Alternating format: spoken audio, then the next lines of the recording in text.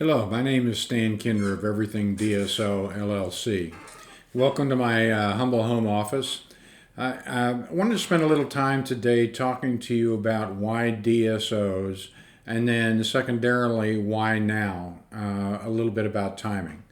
First, why DSOs? Is a DSO a logical buyer potentially for your practice? First, let me talk a little bit about what has traditionally been the case. If you wanted to sell or transition your practice, historically, the only available buyer was another dentist. They either bought your practice outright and you essentially went away within some defined time frame, or they bought into a minority interest and then gradually, through a buy-sell agreement, purchased the balance of your practice to the point where they became a 100% owner. Let me tell you a little bit about today's dental graduates. According to the American Dental Education Association, in 2019, the average dental school grad's educational debt was a little more than $284,000, an absolutely mind-blowing figure. And as a consequence, you might imagine many of those dentists are not particularly inclined to take on the additional debt required to either build or buy a practice of their own. So a different circumstance there. When you add to that fact that 50% of today's graduating classes are females, and they are statistically more likely to want to work part-time and less likely to have a desire to become practice owners, that potential buyer pool has shrunk even further. So you have this demand supply curve essentially that's working against practice sellers, at least as it relates to the traditional dentist buyer in today's environment. Additionally, on the sell side, the biggest bandwidth in the profession are dentists that are baby boomers, essentially folks that look, unfortunately, like me. And so even though they may not be thinking about selling their practice tomorrow or transitioning in the very near term, they're thinking about it somewhere not too terribly far away. So you have this dichotomy of an expanding pool of potential practice sellers and a shrinking pool of traditional practice buyers. Enter the DSO.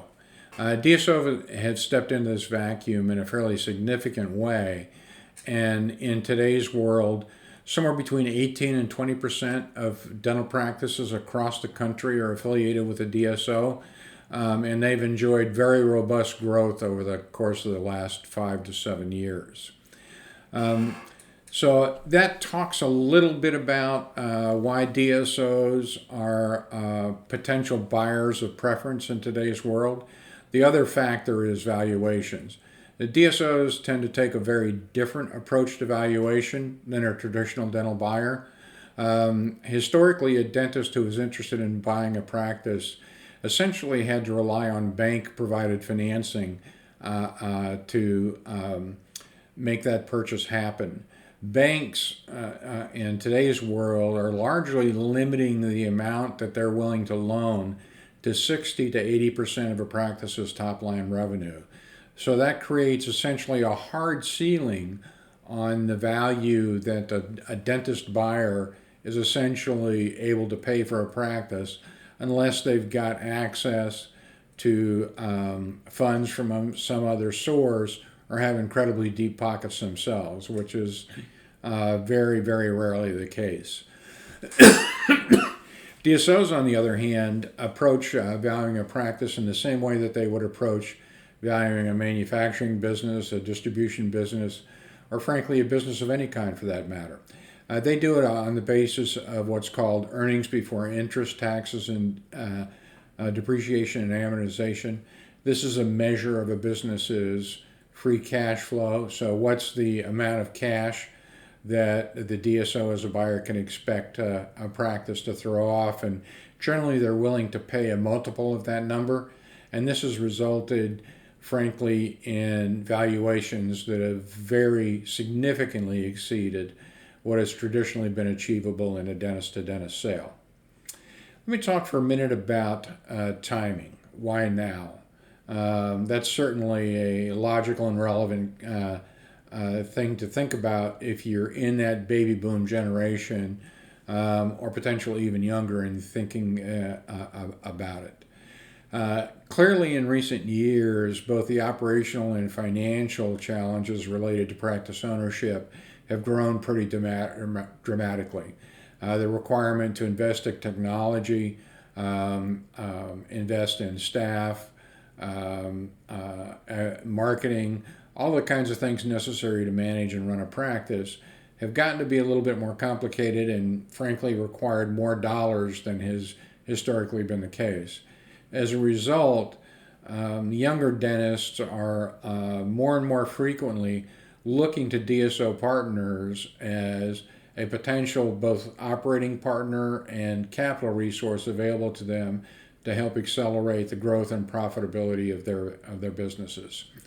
The other thing to think about really is sort of market timing, if you will. And I know that generally investment advisors say don't ever try and time the market, but that's a little bit of a different circumstance here.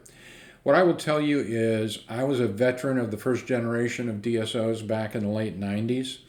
And what happened was the two largest physician practice management companies had announced a merger, and that merger collapsed. And as a consequence, Wall Street and the financial community essentially turned their backs on practice management. It was a sector that they were no longer interested in investing in.